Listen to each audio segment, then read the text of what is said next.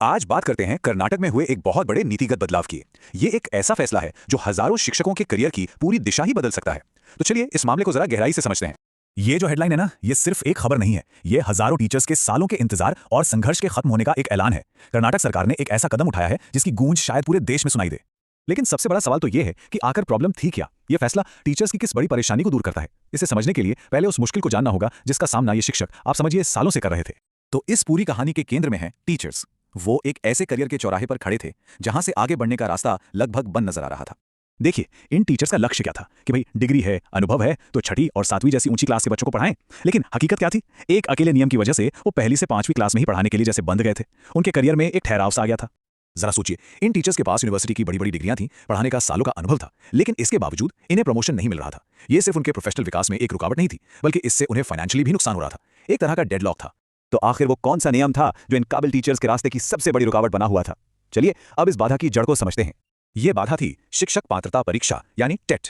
अब यह compulsory exam है जो भारत में टीचर की नौकरी पाने के लिए पास करना जरूरी होता है। मकसद सीधा है कि शिक्षा की क्वालिटी अच्छी बनी रहे। और यहीं पर कहानी में एक ट्विस्ट है।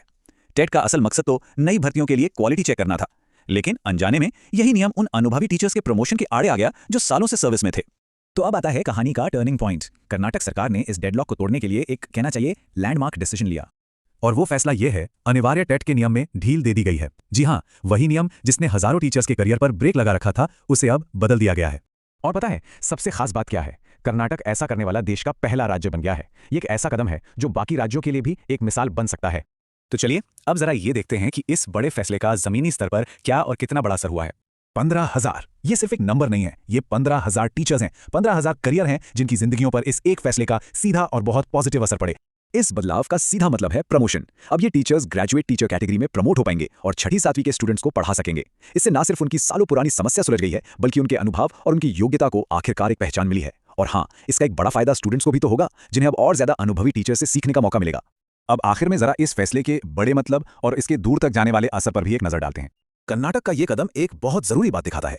ये दिखाता है कि कैसे नेशनल लेवल के स्टैंडर्ड्स और टीचर्स के ऑन ग्राउंड एक्सपीरियंस के बीच एक बैलेंस बनाया जा सकता है। ये एक बहुत ही प्रैक्टिकल और समझदारी भरी सोच है। और ये पूरा मामला हमें एक बहुत बड़े सवाल पर लाकर छोड़ देता है। सवाल ये कि क्या कर्नाटक के इस साहसिक कदम को देखने के बाद देश के दूसरे राज्य भी अपने अनुभवी शिक्षकों के लिए ऐसी ही राहत भरी नीतियां अपनाएंगे? इसका जवाब तो खैर आने वाला वक्त ही देगा।